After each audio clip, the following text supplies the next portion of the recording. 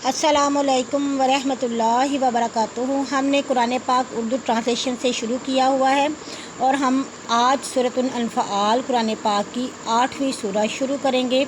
ये मदनी सूरत है।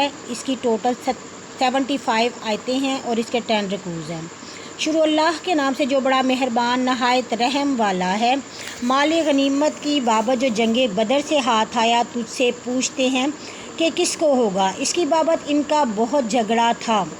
तू कह माल गनीमत अल्लाह का और रसूल का है, सो तुम अल्लाह से डरो, आपस में सुलह करो और अल्लाह और उसके रसूल की अताअत करो अगर मोमिन हो। वही है ईमानदार कि जब अल्लाह का नाम आए उनके दिल डर जाएं और जब उनके सामने उसकी आयात पढ़ी जाएं इनका ईमान बढ़े और वो अपने रब पर भरोसा रखते हैं।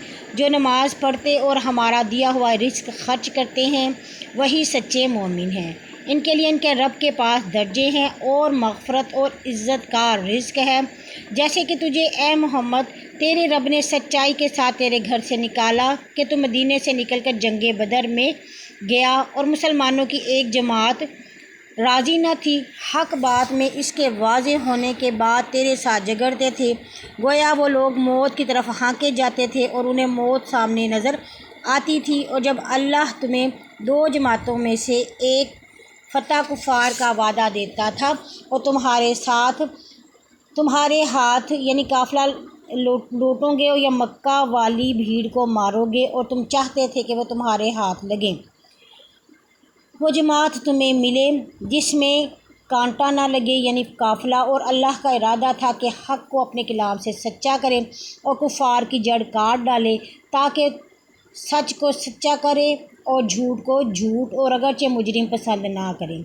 जब तुमने अपने रब से फरियाद की सिवा इसने तुम्हारी दुआ कबूल फरमाई कि मैं 1000 फरिश्ते लगातार भेज के तुम्हारी मदद करूँगा। और ये वादा मदद जो अल्लाह ने किया सिर्फ़ खुशखबरी थी और ताकि इसके वसीला से तुम्हारे दिल में तस्कीन पाएँ। और फ़तह तो सिर्फ़ अल्लाह ही की तरफ से हुआ करती है। अल्लाह गालिब हिकमत वाला है। जब इसने तुम पर ऊँग डाली और उसकी तरफ से पैगाम अमन थी और आसमां से मींह बरसाया ताकि इससे पानी तुम्हें पाक करे और शैतानी निजासत तुमसे दूर करे और तुम्हारे दिलों में महकम गिरा लगाए और तुम्हें साबित कदम करे। जब तेरे रब ने फरिश्तों को हुक्म दिया कि तुम मदद को चलो, मैं भी तुम्हारे साथ हूँ, तुम मुसलमानों को मजबूत करो, मैं काफिरों के दिल में खौफ डाल दूँगा। बस तुम गर्दनों पर तलवारें मारो और उनके पोर पोर काट डालो। ये इसलिए कि उन्होंने अल्लाह और उसके रसूल से मुखालफत की थी, और जो कोई अल्लाह और उसके रसूल से मुखालफत करेगा तो अल्लाह सख्त अजाब देने वाला है। ये तुम चख लो और जान रखो काफिरों के लिए आग का अजाब आगे भी है।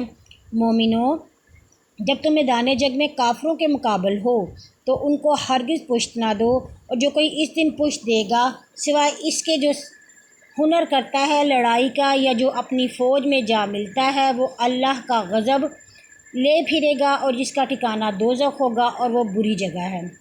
बस तुमने इन्हें नहीं मारा लेकिन अल्लाह ने मारा, और तूने मुट्ठी खाक नहीं फेंकी थी, जब फेंकी थी अल्लाह ने फेंकी थी, और वो मोमिनीन पर अपनी तरफ से खूब एहसान किया चाहता था और अल्लाह सुनता जानता है। ये तो हो चुका और जान रखो कि अल्लाह काफिरों की तदबीर को सुस्त करेगा। ए अहले मक्का, अगर तुम फ़ैसला चाहते थे तो फ़ैसला तुमको पहुँच चुका। अब अगर तुम बाज आओ तुम्हारे लिए बेहतर है, और तुम मुड़ के आओ हम भी मुड़ के आएंगे, और तुम्हारी जमीयत कुछ भी मुफीद ना होगी अगरचे बहुत हो, और अल्लाह मुसलमानों के साथ है। मोमिनो, अल्लाह और उसके रसूल की अताअत करो और उससे मुँह ना मोड़ो, हालांकि तुम सुनते हो, और उनकी मानिद ना हो जो कहते हैं कि हमने सुना और नहीं सुनते। अल्लाह के नज़दीक सब जानदारों में बदतर बहरे और गूंगे हैं जो नहीं समझते, और अगर अल्लाह इनमें भलाई जानता तो उन्हें संवारता, और अब अगर नहीं सुने तो वो मुंह मोड़ के उल्टे भागे। मोमिनो, अल्लाह और उसके रसूल की मानो जब वो तुम्हें इस काम के लिए बुलाए जिसमें तुम्हारी ज़िंदगी है, और जानो कि आदमी और इसके दिल के दरमियान अल्लाह हाइल हो जाता है, और ये कि तुम इसकी तरफ जाओगे और तुमसे फितने تم اس فتنے سے ڈرتے رہو جو تم میں سے بالخصوص ظالموں کو نہیں پکڑے گا بلکہ عام کو بھی پکڑ لے گا، اور اللہ کا عذاب سخت ہے۔